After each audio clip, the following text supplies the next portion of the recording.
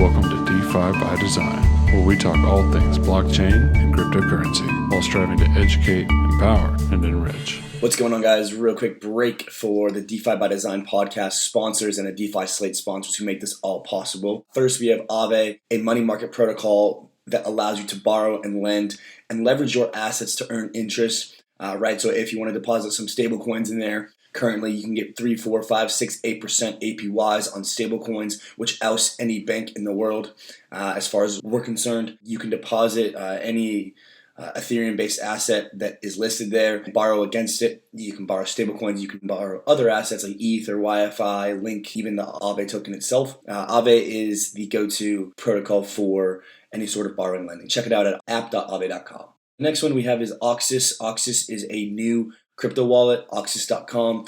You can store all of your crypto there. They have quite a few options. They're integrating new DEX features soon and allow you to have a non-custodial way to store your crypto safely off of centralized exchanges and also just not in a MetaMask or in your own ledger. A bit of extra security there. Next, we have MCDEX. MCDEX is a decentralized perpetual swap protocol, basically allowing you to trade on leverage on the Ethereum chain, right? They're coming out with V3 very soon. By the time you're listening to this, it might already be out. They are a super solid team, and they're pumping updates and allowing you to trade decentralized perpetual swaps on ETH, Link, and a few others, all on Ethereum, all decentralized. So that is MCDEX. Next, we have 𝗵𝗶𝗴𝗵. 𝗵𝗶𝗴 is a decentralized stablecoin. It's an algorithmic stablecoin that is pegged to the purchasing power of commodities. And basically, it measures what value $1 buys in terms of a commodity index each week. And then it provides you with essentially a store of value that allows you to continuously evade inflation while maintaining, a stable aspect as if it was $1. And that is the 𝗵𝗶𝗴 protocol. Check them out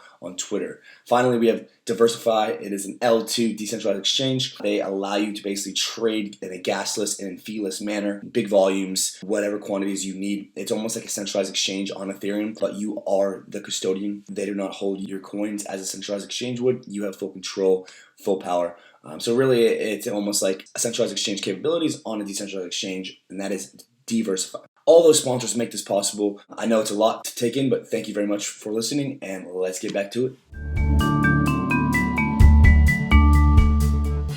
Welcome back to the DeFi by Design podcast. We're here today on a beautiful, bloody Tuesday in the markets. Absolute beautiful day, though. Finally out. It's been raining a lot in North Carolina, but, we're doing well. We got Dan, the man from CMS Holdings here today, as well as co-host Robbie.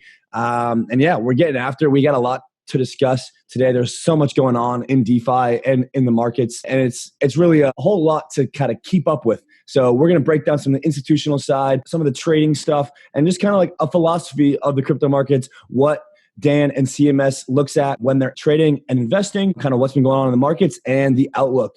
Looking forward to this one. Robbie, how you doing today? Good afternoon.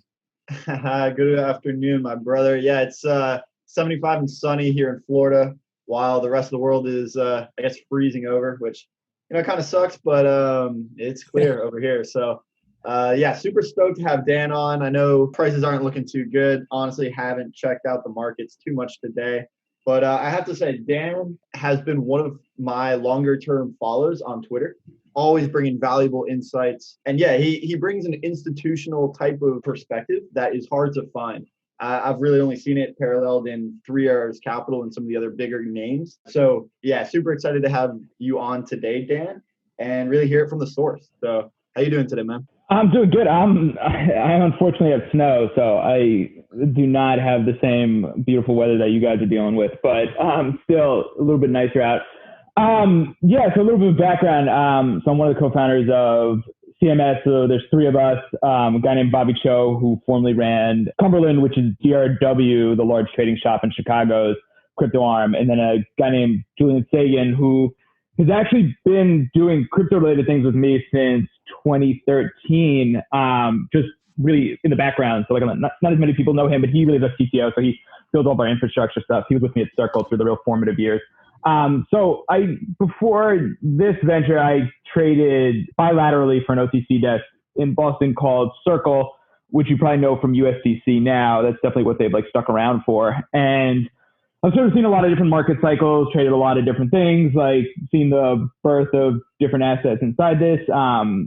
sort of touched a lot of people in the industry via liquidity needs.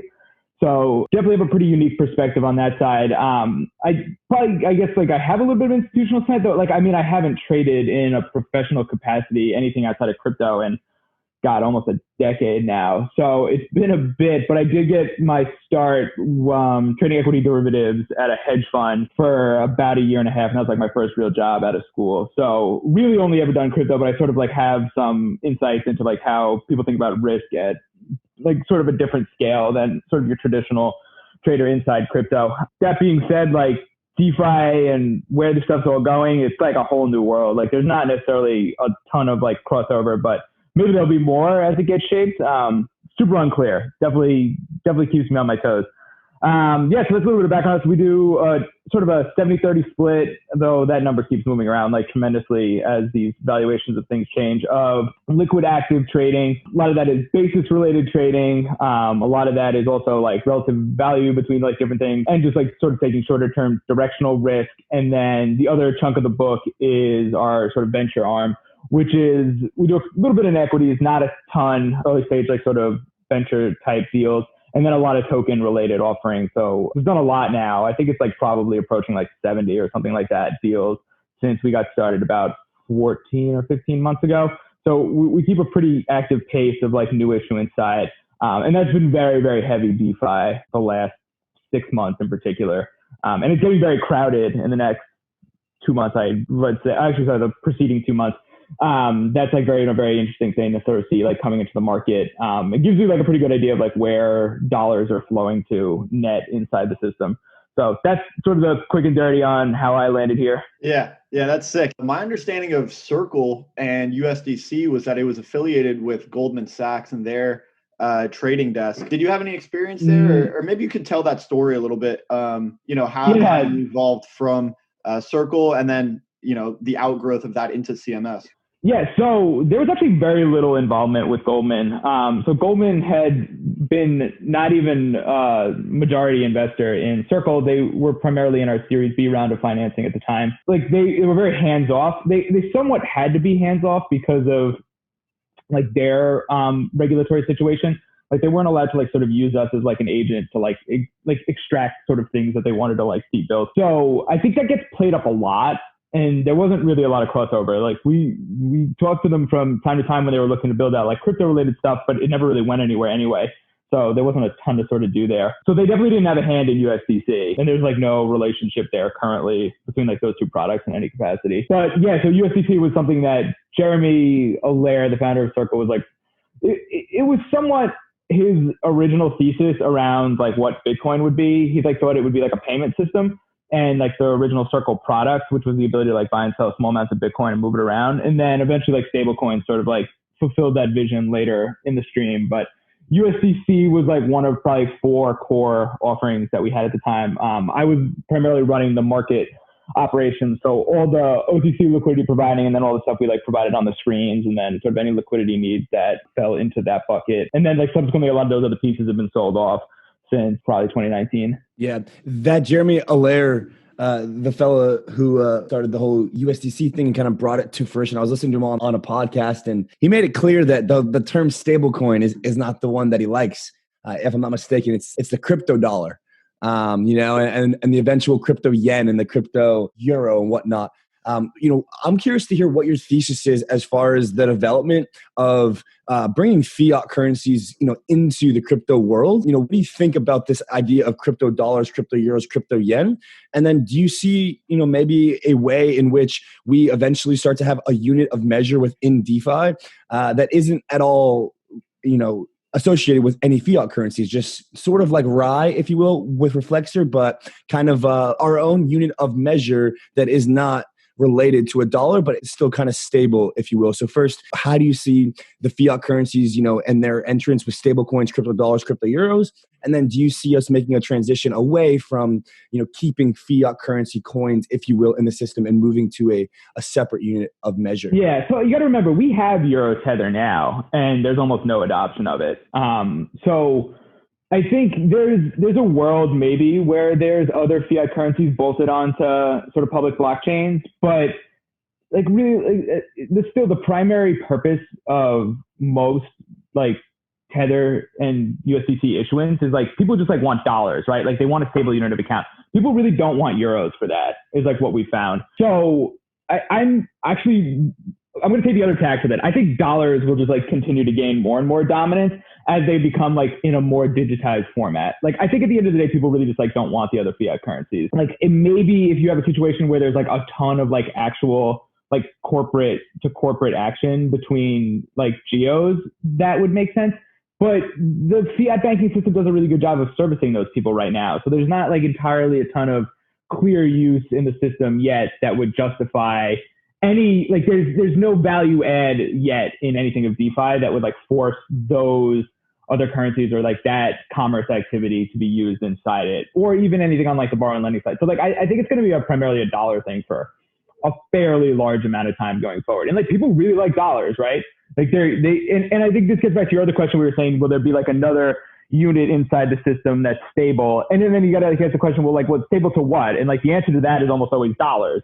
So it's like, well, why don't you just have dollars? Because like at the end of the day, that's what everyone's going to use as their like base. Unless like we get to some like crazy world where like Bitcoin is that base, where like everything is like benchmarked to, and like kept as like unit of account. But I don't see that happening for like a material amount of time. And like the asset class would have to like balloon so much more to be able to like support that thesis. It doesn't mean it won't get there. It's just not any path forward that I see currently. So yeah, bearish all the other fiat coins. I'm sure they'll make them. Like the people are going to do it, but like I just don't think they'll have a lot of adoption. Like I don't want euros, right? Like I trade against dollars. Like, and I think you see this even in countries that aren't domestic to the States, right? Like they still want dollars. Like dollar Bitcoin trading is massive. Like euro Bitcoin trading is not. And like you could easily just like trade that if you were someone else. So that's definitely the way I see this sort of all going forward in that regard. I just wanted to mention our friends over at 𝗵𝗶𝗴𝗵 who are building a stable coin pegged to a commodity index of the top 100 commodities traded by volume. And, you know, the value proposition there is similar to one of Bitcoin, where it's an inflation hedge and it's supposed to provide a better accurate measure of consumer value and buying power. So it seems like, yeah, you know, like you're saying, the base peg is always going to come back to dollars. And if there's a aggregate that can kind of provide for more accurate measure on top of that, then we might see it used. But it won't be as widely used as the dollar. Yeah, I'm pretty skeptical of anybody trying to build a more stable like basket of goods that's like a transactable unit. I don't know. Like dollars are really good. The algo stable coins did not work at all. Those just, I mean, that's like the idea right there, kind of behind what you were saying, Rob, is like, you know, trying to figure out a way to algorithmically keep something of value without having it tied to a certain number. Yeah, it's tough. I mean, this might be a bit of an alpha leak, but Dan, what stablecoin do y'all like to use the most for any sort of borrowing or farming, or is it a dependent on a scenario thing, or, you know, what are you most comfortable with? Like USDC and USDT, like equally, like we use them both. Sometimes you have to use USDT, right? Like specifically if you're dealing with trading on a lot of like the Asian venues, like that's just the way you have to do it. Really, it's like a function of rates. Like we'll just like use whatever one makes the most sense economically. So never DAI or no, we don't really use like DAI for anything. No, like very, very rarely use DAI. Just out of risk of loss of peg versus the constant peg on the other ones, or? No, not even. It's really just more around utility. It's just like not something that we like need to, like it's not taken as collateral basically anywhere, like specifically on the exchange side. So like that really hampers its like use.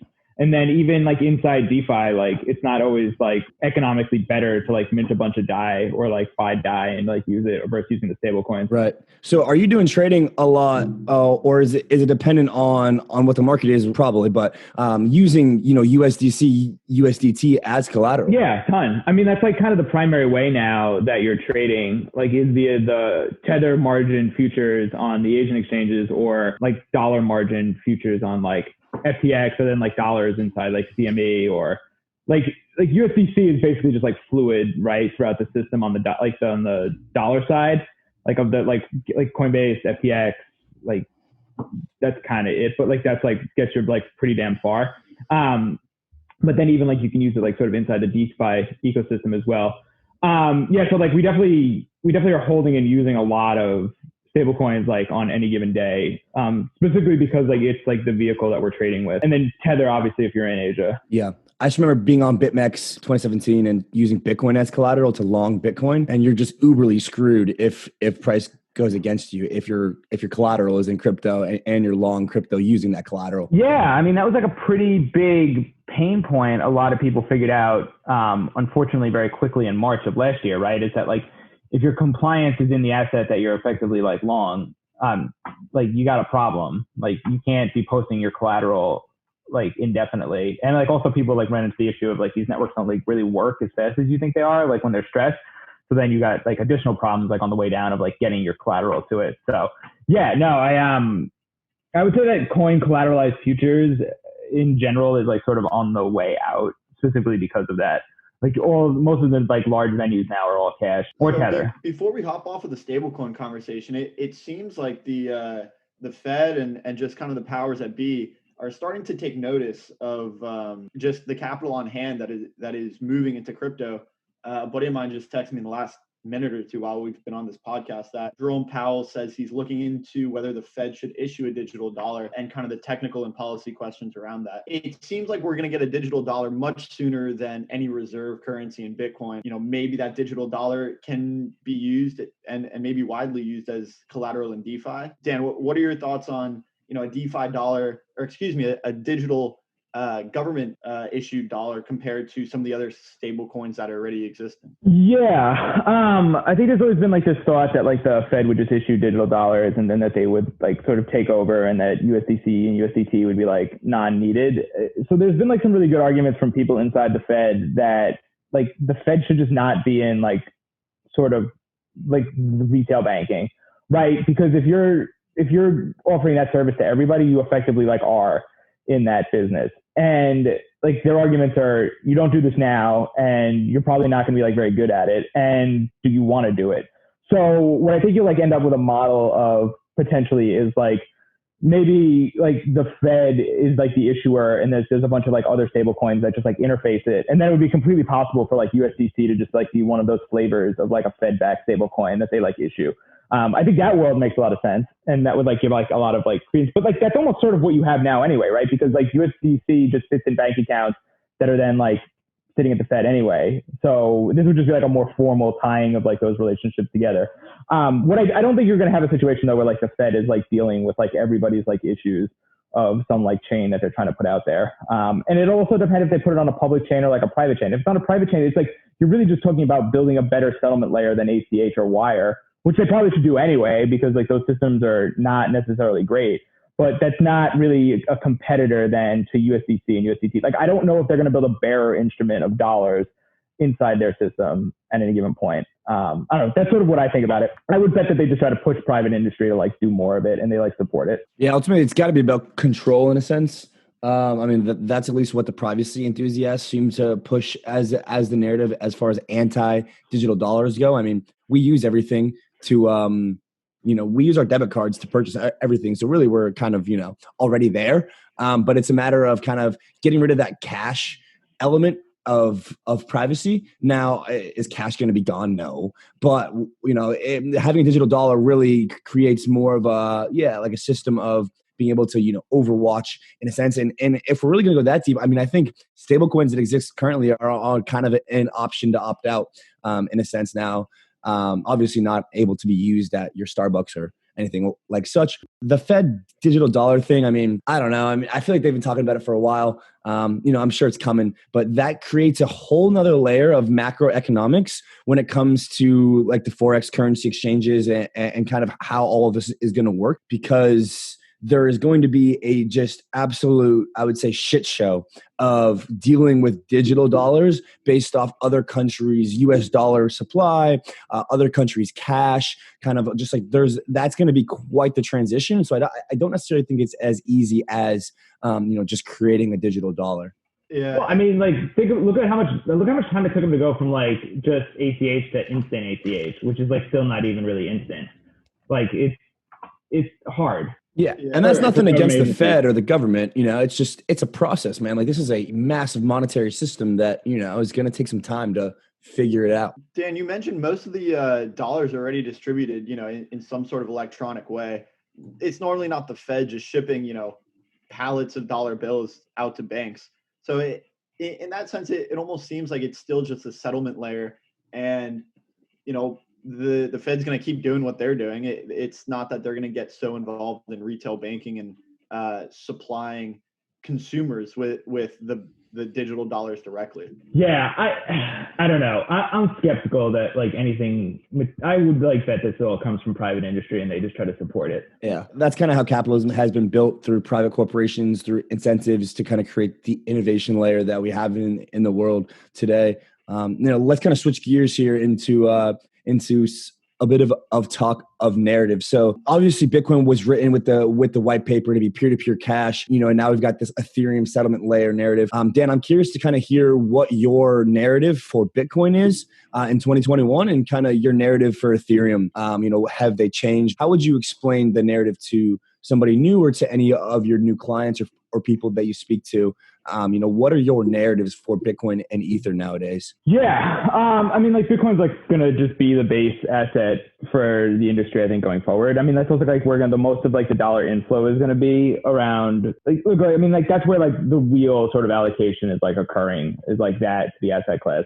And then you have a lot of other stuff that's growing and being built around it, but that will sort of maintain where it's going. And I would expect to see continued net order flow into the system higher sort of than issuance, which has resulted in the price appreciation. I think that trend continues. There's not a lot of reason to believe that that's going to stop at any given time. That being said, the issuance every day is it's real, it's a real amount of money, sort of Bitcoin does have inflation. Just because it's defined inflation doesn't mean it doesn't have them entirely. So that has to be reconciled in the system. So I think that's a pretty easy one. I think that's still just the way people will enter sort of crypto and primarily say. Ether's an interesting one, right? So I tend to be in the assumption that the base sort of core pieces of DeFi will persist on ETH, but the sort of marginal, more fringe use cases and experimentation is going to go off. And I think you're seeing a lot of that with flights to other chains, Avalanche is doing a bunch of stuff, Solana, Polkadot, all the other L1s have traded really well. And I think that is primarily because the fees are just out of control on ETH, and the throughput is just not where it needs to be for how fast DeFi in particular is growing. So that will just push additional use cases outside. So that's not a bearish ETH stance, but it's definitely a stance of this thing is going to grow horizontally more than it is concentrated on ETH in the future. So I'm still bullish it as the core backbone for DeFi, but you're definitely going to see other stuff move to other chains. That's already happening, I would argue. Yeah, and it wouldn't be DeFi without other chains, right? DeFi on one chain is about as good as having, what's the analogy here? All your cows in one farm, right? Rather than having a bunch of farms. It's just, why not be able to spread, and cater to people? Because at the end of the day, crypto is about options. You're able to opt out of the normal system, if you will, into the crypto system. Now you can choose what chain, where you keep your coins, what custody, what wallets, and all these things. They give you options. And ultimately, that's what it's about. But the biggest chain is kind of the one with the most users and the one with the most money. It's without a doubt that if the reason why the Bitcoin narrative is, as you said, is the base money is the order flow is always coming into Bitcoin, is because it's just got the richest people. It's a battle between the L1 chains of, who can make basically their early adopters the richest. Obviously, ETH has been winning. In a sense, just based off price and time, but I think that we'll see as these other chains grow and grow. Obviously, the money flow will go to them, and the people will also, who are using them, get richer. And basically, with money comes power. I don't know. Am I going down the right track there, guys? Is that kind of how you see why Bitcoin is so dominant? And then, Ethereum is right behind it, just because basically the users of those chains are, the richest people in crypto. I think it's more around utility, right? Beyond Bitcoin, for any asset beyond it, it's really around what has the largest network effect, and then what has the most incremental utility of the chain. And ETH has the most, right? Everything's there, everything's stapled to it. It's very easy to move between. Every asset is on it effectively. But it's like trying to handicap itself in its own sort of like weight and success. And look, there's a world that they just like get the scaling fixed quick and like it like matters. But like there's just a lot of people knocking on the door to like sort of like edge use cases out and like to look, a lot of the stuff like is doing really well on Ethereum, and that's like kind of the problem, right? So like those projects aren't going to want to like slow themselves down.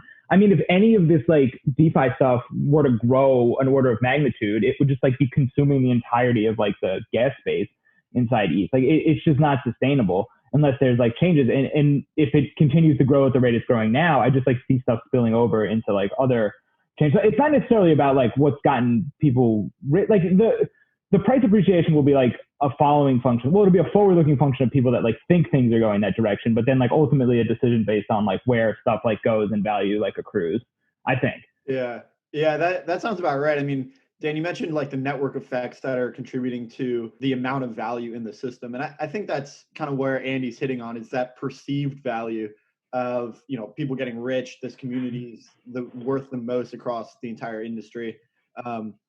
Stani actually yesterday in our discussion around NFTs, you know, we had a lengthy discussion around perceived value. And I think that is really emphasized in Bitcoin and Ethereum, these blockchains that lock a lot of value. They tend to be the most secure, but that is going to take away from the scalability dilemma that comes about. You know, you can either choose between scalability, security, or really community is the last one. And you know, if you are going to choose to be secure, or you know, some of these other trade-offs, you're going to sacrifice scalability. I think that's what Ethereum did is they didn't prioritize scalability so much, whereas they wanted to build a lot of decentralization in their community. They wanted to get developers, you know, as many as possible to contribute, rather than focusing on how they can grow the existing projects that have, you know, arisen in the early stages. And that's given light to some of the other L1s that, you know, they don't prioritize decentralization so much. And because of that, they're able to scale much more quickly. Right. I think like you definitely see that most with Binance Smart Chain, right? Like people just generally don't care a lot of times on some of this stuff. Like I think you're definitely seeing that like liquidity in particular is very flighty amongst like, not exactly amongst chains, amongst like coins, like amongst the trading community. Like it moves a lot quicker, and it's probably less thoughtful on like the decentralization aspect is like people want it to be. That may not be like a long-term thing, but like definitely the short-term flows, like I'd say, are consistent with that. Yeah, I mean, it's a bunch of simps for yield, if we're being real, and there's a bunch of protocols who simp for liquidity. It's the battle of the simps on the chains. It's amazing, actually. It is kind of amazing.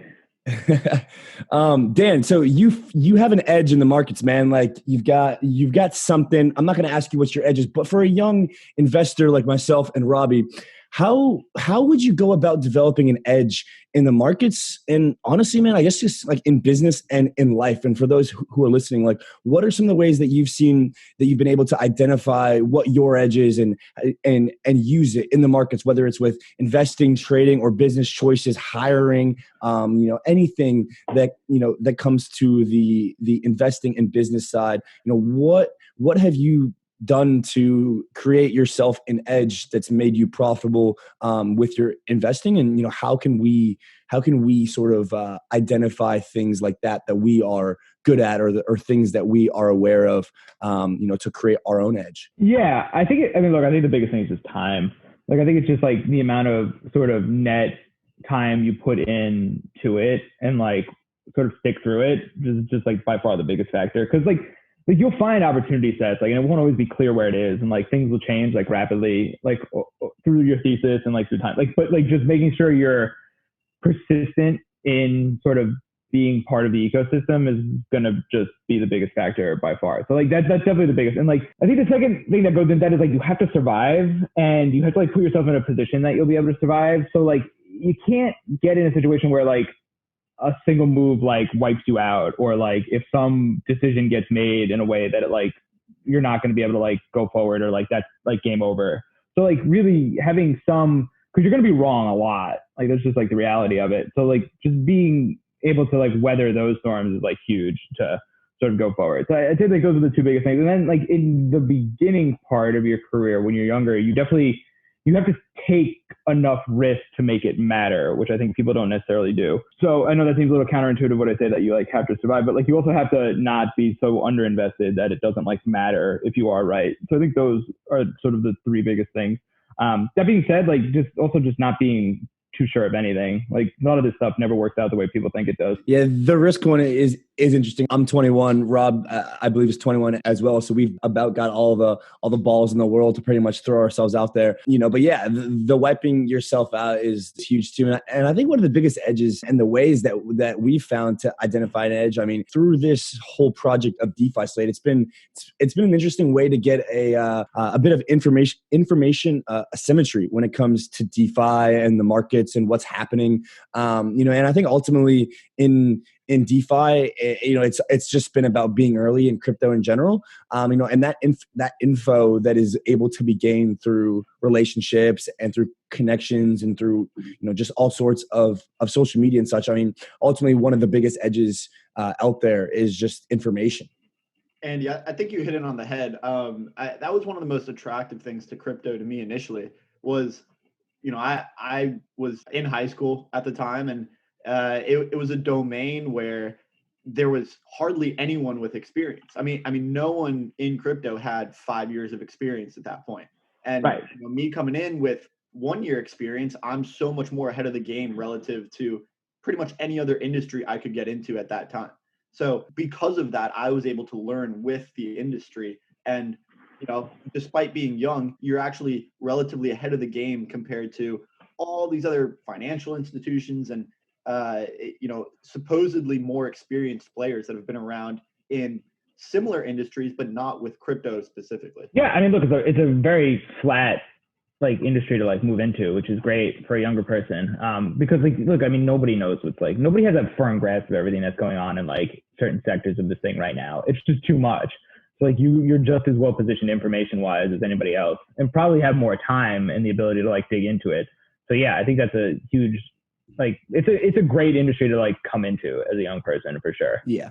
Dan, are you doing much options trading on Deribit these days with the fund, quote unquote, which is ultimately just, your funds and whatever, but are you guys doing options trading on Deribit? What's your take on that? We do. We have a dedicated guy who just trades vol, who primarily trades on Deribit though. Like he does some stuff with like a couple of other like products, but that's really primarily what he's doing. So yeah, like we're very active on that front. We like always have like a handful of positions in the market at any given time. And then actually the guy who runs that's down in your neck of the woods. So I haven't even seen him in a bit, but yeah, we're very active sort of on that front. Solid. Yeah. I mean, I've seen a lot this year about gamma expirations and the gamma effect and how the options market is going to affect the prices of Bitcoin. I mean, I guess the question here is, are you more of on the line of, perpetual trading with obviously perps, or, do you think new traders should be doing options, or, risk management wise, what do you see as the upsides and downsides of those both? Because obviously they're both forms of effectively leveraging your money to make a bet, so like, what would you say is your more preferred one, or the better one for newer traders, I should say, to get in? I would say newer traders should not be starting out with options. Yeah. Either way. And they should probably not be using any leverage if they can avoid it. Just absolutely I think none. just like sticking to just spot trading is like a much better idea. But then if you had to rank these, it'd be like, all right, spot trade, and then like, all right, maybe trade perps, and then like last like trade options. Like I just don't think like many people have an understanding of like how like the Greeks even like operate, let alone like enough to be like putting positions on. So yeah, I would say that would be like my path for people. One of the funniest things I've seen is these TikToks where it's like, all you need to do to make this much money is make 8% a day. And then the last thing they tell you is just trade options. And that's just, it numbs my brain to see people suggesting to like on TikTok to absolute newbies that you should be starting with binary options. Like, oh my goodness. It's rough. Yeah, no, that is a weird trend. Yeah, it's just not going to work out for everybody, most people. And the DeFi options market right now is honestly subpar. I mean, Primitive just went down or something like that. Like they're gone. Hedgic is expensive as hell. And Premia just launched a newer one. But I mean, other than that, I mean, there isn't really much available choice. I mean, unless I'm missing one or something. I mean, there's a bunch. I mean, like it's still so new though. You really want to stick to like if you're getting started, like DeFi options is like so far down like the learning curve. Yeah. There's a lot of places you should like be testing and incubating things before then. Are you doing a lot of direction neutral, I guess, yield farming strategies? Like, are you guys doing quite a bit of that? We do, yeah. I mean, like when it gets really juicy, we will. I mean, that was like kind of the only thing we were even like doing over the summer because it had gotten like to be just like such mania. But yeah, I mean, like in general, like wherever we see edge in the market, like we're deploying capital to it. Like that's really like how we think about it. So it ebbs and it flows though, right? Like things get hot and then they don't. But like we're just like constantly moving capital and allocating accordingly. But yeah, we definitely do farm stuff like when it makes sense. Yeah. Yeah. And I'm most interested in your venture arm actually and how you weigh that balance with, risk that could be going into one of these brand new plays with some edge that you might find with some of these newer projects. Yeah. Generally, like we use the proceeds, like a slug of like basically the P&L we generate from the active trading side to then like do longer term like deals. So like that's kind of like the breakdown, like one feeds the other. Yeah. I mean, like we try to make concentrated bets if we have like a really firm conviction in a deal. I mean, then otherwise like it's more, we're going to try to do a bunch of things in a thesis and then like hope like one of them is the winner. You never really know, right? You're taking a big risk on this stuff in the beginning. That being said, you get liquidity on it fairly soon. So it's not as risky as sort of doing like a basket of equity deals where you've got like real macro sort of risks on like longer time horizons. Yeah. And what are some of the things that you look for when you're investigating a newer project and you're, embarking on that research? Is there any similarities that you can draw between projects that you have invested in? Or is it kind of as one comes up, you proceed with analysis? I would say it depends on a deal by deal. Like if there's like a clear like corollary that we like either in the market currently or one that we've like done a deal flow before, we'll like obviously like benchmark them to each other. But otherwise, you're really just like looking at the quality of like the people building it. Because these things like never like work out exactly as they're planned. So you like really want to trust the people that you're working with, and you want to like make sure that they have like the technical chops and like the like operational experience to sort of do it. So like the quality of like the team behind it is like really big. Just like making sure like they know what they're doing. Because that's like the quickest way like the whole thing will get kneecapped. Gosh. Yeah, that venture capital kind of idea is really interesting. There's been quite a few projects that have obviously done very, very well off of pre-sales, ICOs, and I mean, huge. Like IDOs now is kind of like the new thing. Have y'all been messing around on Polkastarter? I've seen quite a bit there. It's super interesting, man. Yeah, it is. I actually personally haven't a ton, but a guy on the desk has done like a bunch of it. Yeah, he's like very into it. Yeah, it's cool because it's like oh yeah, this new IDO is launching on Polkadot, but we're launching on Polkastarter and liquidity is going on Uniswap, so it's really an ERC20, but it's on Polkadot. Yeah, I mean some of this stuff just gets liquidity tremendously quick. So. Exactly. Some of them are really interesting. Like the whole Polkadot, that kind of narrative is interesting. Honestly, I haven't really heard too much about Polkadot as far as, except I saw a tweet today from Crypto Dog. I think he was like, Polkadot doesn't even have a functioning wallet. I mean, I think it's further along than that. I mean, sure. like there's definitely real people raising and like real things being built on top of it. Like I'd like to see the parachain start like launching. I think that'll be like a big step for the ecosystem to like go forward. But yeah, I mean like look, there's a lot of speculative capital that's like convinced that's going to be a big player in the future. So you're obviously seeing a lot of deal flow grow around that. Yeah. It's interesting to see like what gets instant liquidity on Polkastarter and in these newer projects. You mentioned, right away you look at the team and if they have not the institutional, but the wherewithal and the chops to get the project done because they're going to have to pivot, multiple times. It seems like that combined with really a greater fool's theory that Andy likes to point to, once you know that someone that either you trust or just, has kind of way more money than you do because that's another form of trust and you kind of just follow their lead. Is going to kind of kickstart that value and then start generating more liquidity. But, for people that just ape in and really don't do that substantial research, it's interesting to see which of these projects generate liquidity and continue to see that development?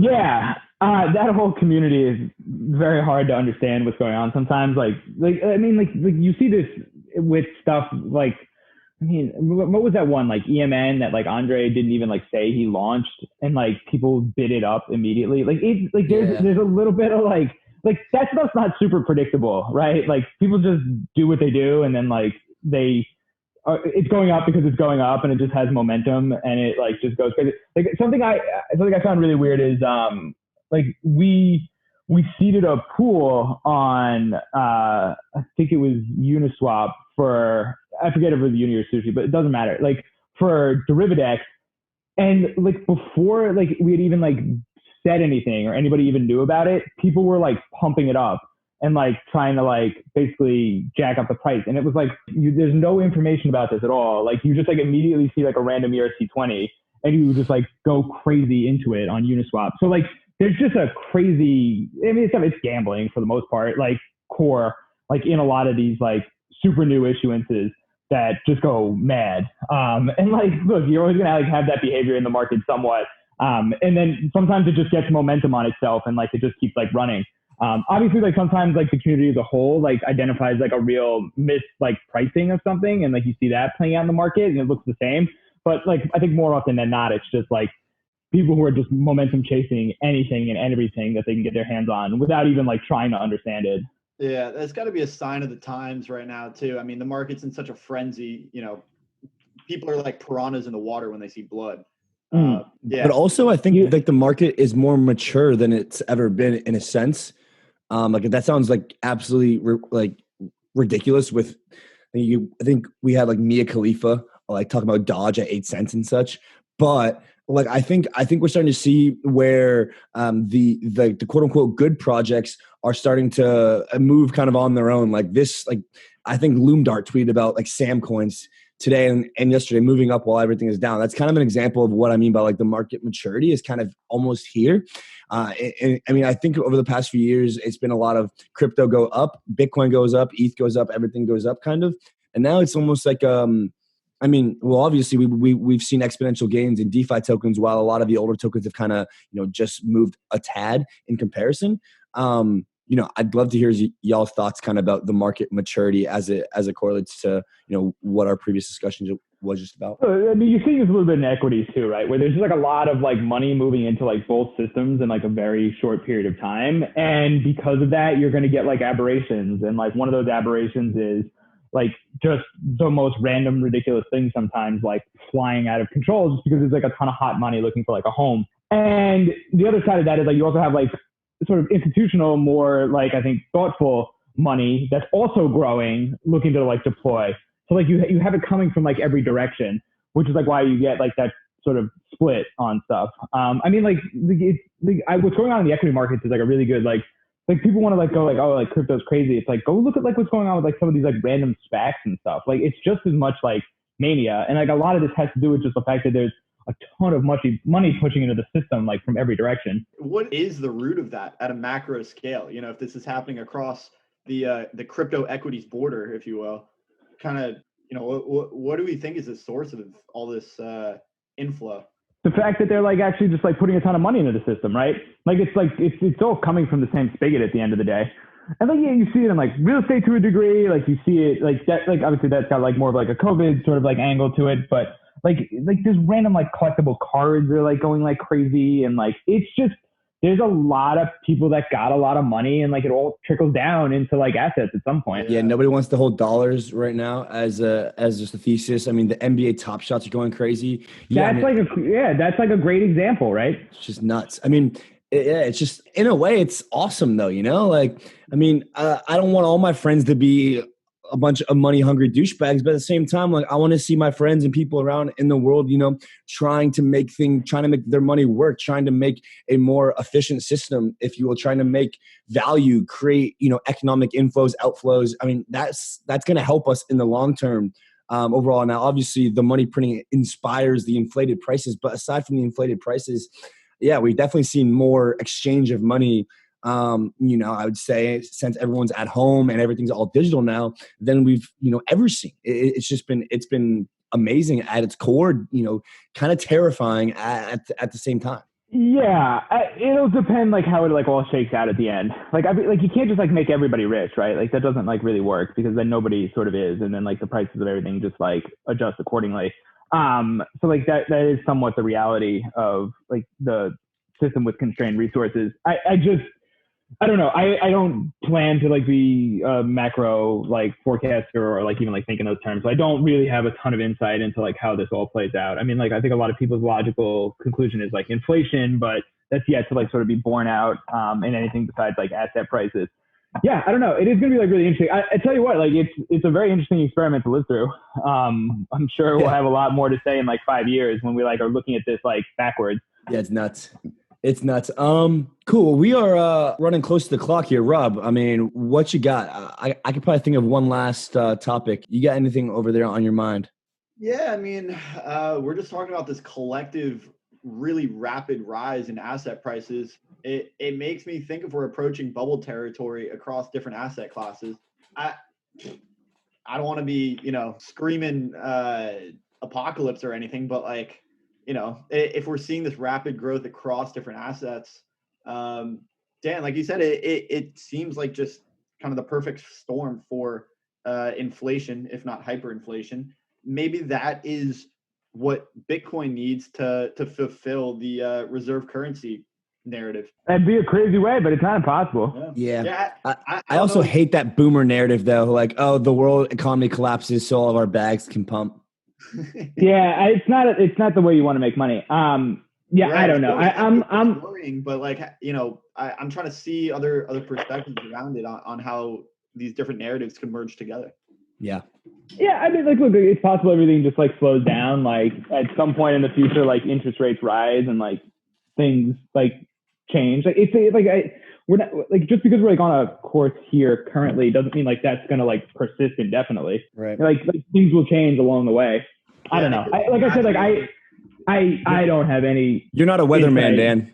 Yeah, and like I'm not even like talking to the people who like are close to people that make those decisions. Like I'm so far removed from that world. Yeah, you're not enough of a big baller. Sorry, buddy. No, I'm not. It's not my world. All right, so a few rapid fire questions right here. Which L2 in 2021 is going to have the most users by the end of the year? Oh, which L2? Yeah.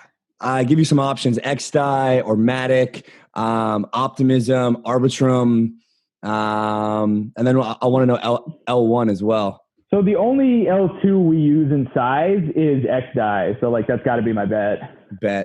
And then L1 that you think is going to have the most users, obviously aside from Ethereum. Just Solana, just because like FTX is going to like force that into life. Yeah, it seems like the only one that I actually want to go and try to start to use. I mean, maybe Avalanche off of some of the TVL stuff, but I like Avalanche too. Like we own a position in that. Like I like Emin a lot. Like we talked to that team. Like that's a very good contender. I just like it's very hard to beat the like sort of nested advantage that Solana has with FTX and Serum. Like that's just like it's a big hurdle, at least for the short term. Andy, I got one. If you were to bring one more investor into CMS Holdings, institutional, retail, or celebrity, who would it be? Probably an institutional guy on the VC side to do more equity related deals. I think that's probably like the one big thing we don't do a lot of that we could do a lot more of. Do you think you have more of an edge in DeFi than in the equity markets? Yes, absolutely. Yeah, for sure. Not even a question. No, absolutely no doubt. Yeah. I think like as somebody who's traded equities, like I just like it's like not like the edge we would fight over was minuscule in comparison to this stuff. Last one from me. I told some buddies that I was recording this today, and their question is, when are you going to stop selling? Or no, will you please stop selling? I'm the one who's selling. I'm just messing around. All right, Dan, that was an absolute pleasure, man. You killed it. Thank you so much. Yeah, that was awesome. Thanks for coming on, man. All right, cool. Thanks for listening, y'all. Peace. Thanks for listening to the DeFi by Design podcast. Until next time, DeFi Slate team.